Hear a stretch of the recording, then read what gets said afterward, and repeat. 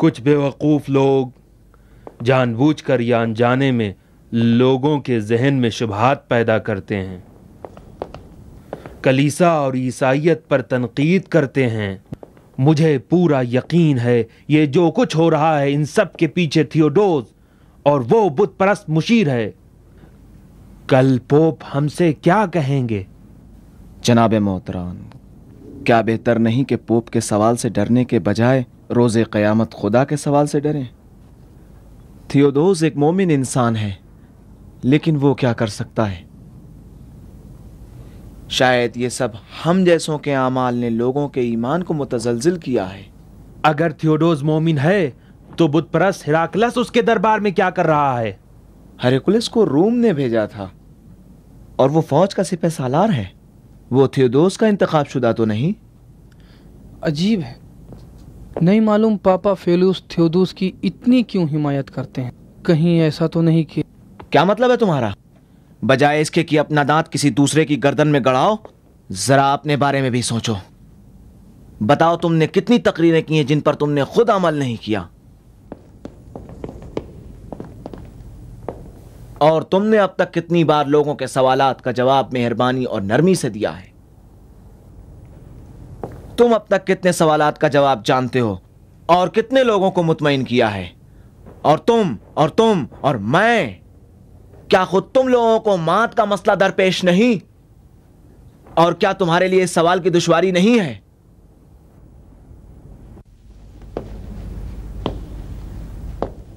آؤ ہم سب اس سلسلے میں خدا سے مدد مانگتے ہیں۔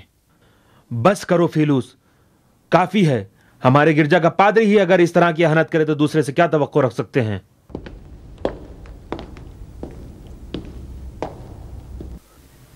70% کلیسا ان شبہ دار تبلیغات سے پریشان ہیں، اور بہت سے مومن معاد اور مسیحی مذہب کے دیگر اصولوں کے بارے میں شک میں پڑ گئے ہیں۔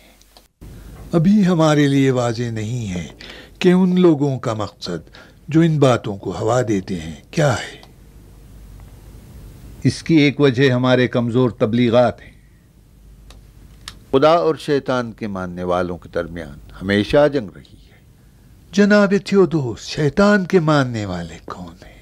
ان میں سے بہت سے مسیحی ہیں جو شک اور تردید کو ہوا دیتے ہیں۔ یہ تو سب سے بدتر ہے۔ اگر مومنین معاد کے بارے میں شک میں پڑ جائیں تو مذہب کا کیا بچتا ہے؟ جب شک پیدا ہو جائے تو سب کا دامن پکڑ لے گا عالی جناب، خاص طور پر وہ شک جو ہماری خواہش کے مطابق ہے۔ معاد پر ایمان کے لیے پہلے بہت سی دنیاوی لذتوں کو چھوڑنا ہوگا جو انسان کی خواہشوں کے مطابق نہیں ہے۔ ادھر سے محتران پوپ کے نمائندے نے دباؤ ڈال رکھا ہے کہ ہم کچھ کریں، لیکن وہ نہیں جانتے بت خانوں کو تو زبردستی خراب کیا جا سکتا ہے، لیکن دلوں کو نہیں جیتا جا سکتا۔ مات کو زبردستی نہیں لادا جا سکتا۔ عالی جناب، میں تو جناب تھیوڈوس کے بارے میں تعجب کرتا ہوں کہ وہ کن کاموں میں مشغول رہتے ہیں۔ قسطنطنیہ میں شہنشاہ اودوسیوس دوم اس وقت اتیلا کے لشکر کے حملے کی تشویش میں ہیں، اور آپ لوگوں کے ایمان کی بات کرتے ہیں۔ اگر اتیلا کامیاب ہو گیا تو پھر ملک ہی نہیں رہے گا جو آپ لوگوں کے ایمان کی فکر کریں۔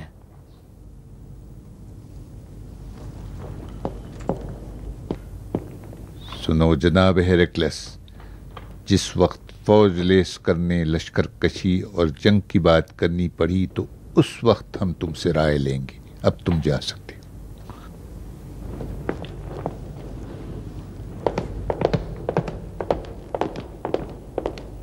عالی جناب، اس سے ہوشیار رہیں۔ بے ایمان آدمی سے ہر قسم کی سازش اور غداری ممکن ہے۔ وہ بعض اوقات مجھے رنج دیتا ہے، بہرحال وہ مرد جنگ ہے، کیوں بارنباس؟ جی عالی جناب، مجھے کوئی اعتراض نہیں، میں نے صرف کہا کہ اس سے زیادہ ہوشیار رہیں۔ بڑی مضحکہ خیز بات ہے کہ تھیوڈوس جنگ کی فکر کرنے کے بجائے ملکوت کی فکر میں ہے۔ مجھے ابتدا ہی سے شام کی حکومت پر شک تھا۔ تھیوڈوس کو تو حاکم ہونے کی بجائے پادری ہونا چاہیے تھا۔ ابھی ہم کو قرطاجنہ والوں سے خطرہ ہے، اگر تھیوڈوس کو فکر نہیں تو ہمیں ہونی چاہیے۔ آپ کا کیا مقصد ہے؟ میرا کوئی خاص مقصد نہیں، اگر تھیوڈوس میں کاموں کو انجام دینے کی صلاحیت نہیں تو وہ کام ہم انجام دیں گے۔ یہ آپ نے کیسے سمجھ لیا کہ تھیوڈوس صلاحیت نہیں رکھتا؟ شہنشاہ بھی ایسی باتیں کرتے تھے، کیا وہ بھی صلاحیت نہیں رکھتے تھے؟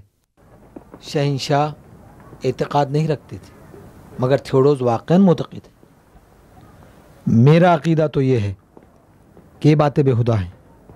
بہرحال ان باتوں سے تھیوڈوس کی بے لیاقتی ثابت نہیں ہوتی۔ ان بحثوں کا کیا فائدہ؟ میں نے صرف یہ کہا کہ جس چیز کی فکر میں تھیوڈوس نہیں، ہم اس کی فکر ضرور کریں گے، بس۔ چلیں۔